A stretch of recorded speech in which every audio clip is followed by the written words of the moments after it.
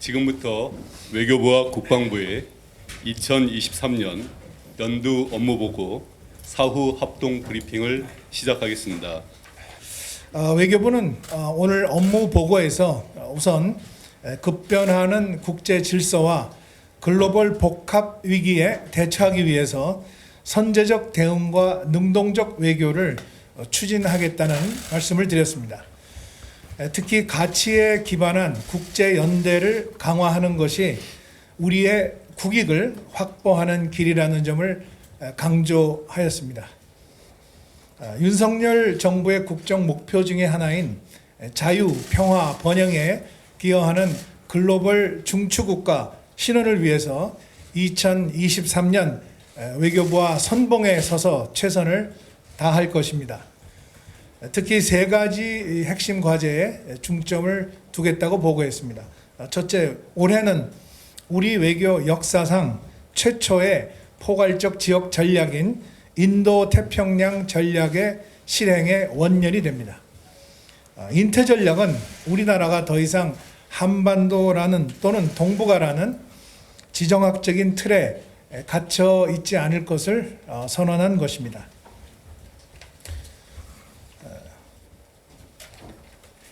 세계 정상권인 우리의 국력에 걸맞게 국제사회에서 책임 있는 역할을 다하겠다는 다짐입니다.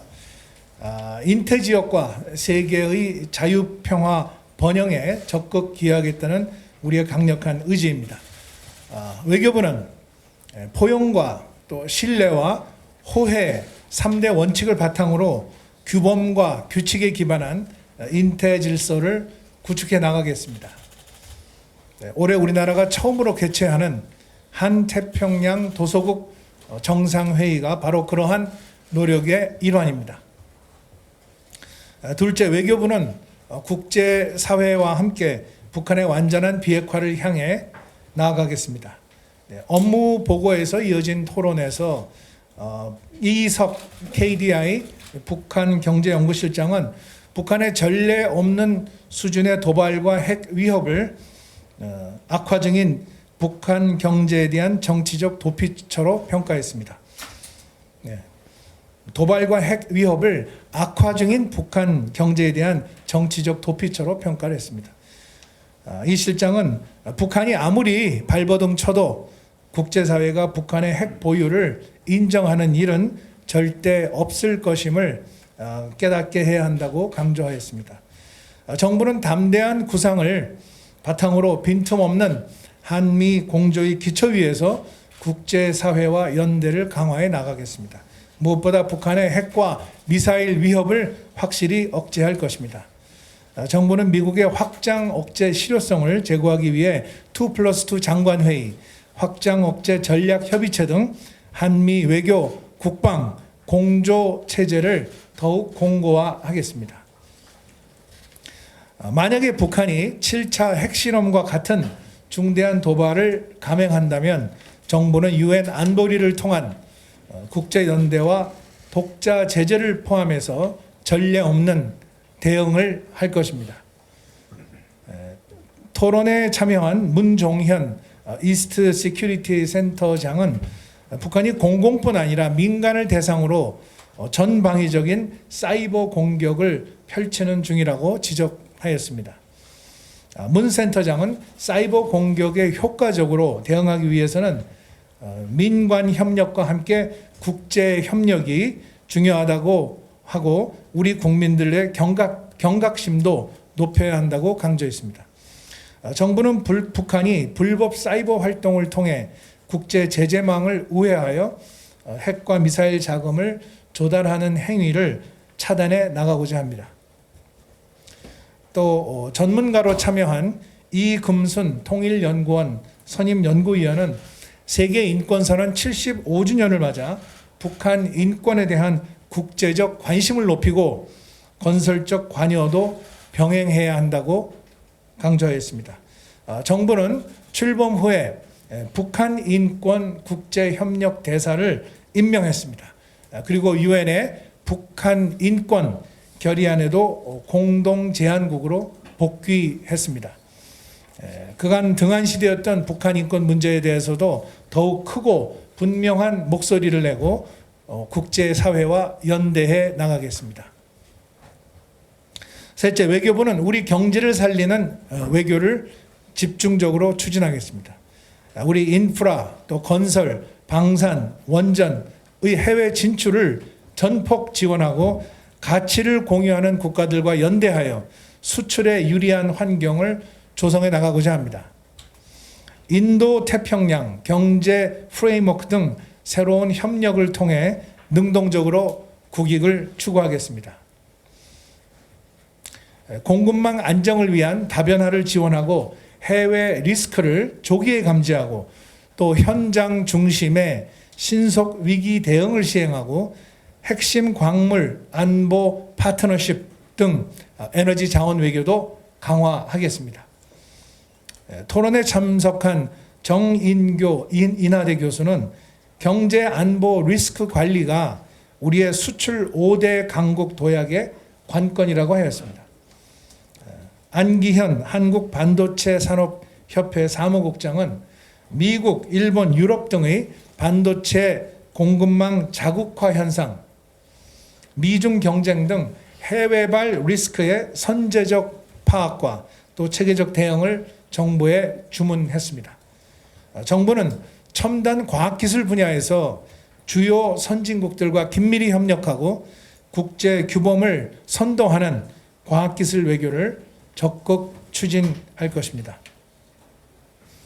토론에 참석한 박인식 한국수력원자력 수출사업본부장은 중동 그리고 동남아 등 사례처럼 국가가 대규모 사업을 주도할 때 현지 사정을 파악하기 위해 외교부 지원이 중요하다고 강조했습니다. 외교부는 원스톱 수출 수주 외교 지원 TF팀을 운영하겠습니다. 본부와 제외 공간 간의 협력을 통해서 활발한 세일즈 외교를 펼치겠습니다. 전 제외 공관을 수출 전진 기지화하겠습니다.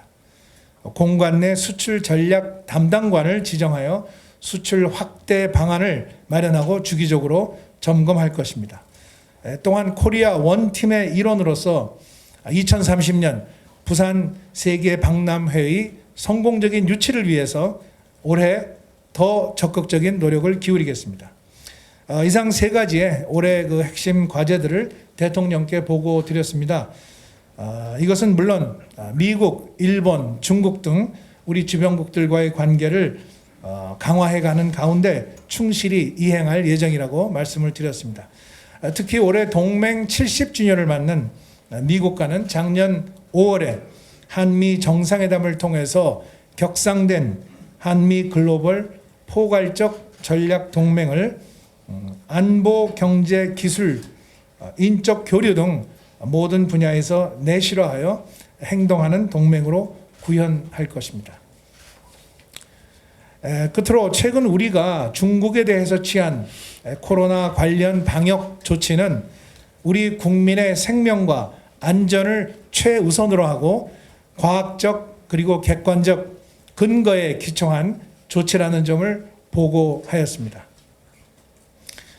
보고를 듣고 윤 대통령께서는 우리 정부가 작년 5월에 출범해서 많은 양자 또 그리고 다자 외교를 통해서 자유, 평화, 번영을 추구하는 글로벌 중추국가 외교 기조를 잘 정착시켰다고 평가하였습니다. 이어서 대통령께서는 외교부가 보고한 전 제외 공간이 수출 거점 기지라는 마음가짐으로 일하면 정부가 지향하는 경제 외교를 제대로 이행할 수 있을 것이라고 하셨습니다. 또한 전 세계 제외 공간들이 우리 정부의 대표로서 경제뿐만 아니라 외교, 또 교육, 문화 등 여러 분야에 걸쳐서 열심히 뛰어달라고 당부하셨습니다. 그리고 북한의 도발에 대해서는 북한의 군사적 측면뿐만 아니라 정치, 경제, 사회 등 종합적 측면에서 북한의 정세를 정밀하게 분석한 기초 위에서 단호하게 대응해 나가야 할 것이라고 하셨습니다. 그리고 북한 인권과 관련해서 북한 인권의 정확한 실상을 국내는 물론이고 국제사회에 제대로 알리는 노력이 대단히 중요하다는 점을 강조하셨습니다. 또 우리의 방역 정책은 어디까지나 과학적 근거에 의한 자국민의 보호의 문제인 만큼 우리의 입장을 잘 설명할 것을 주문하셨습니다. 또 글로벌 중추국가 외교가 국민들에게 멋지게 선보일 수 있도록 외교 국방부처가 함께 노력해달라고 당부하셨습니다. 네, 이상 발언을 마치겠습니다. 감사합니다.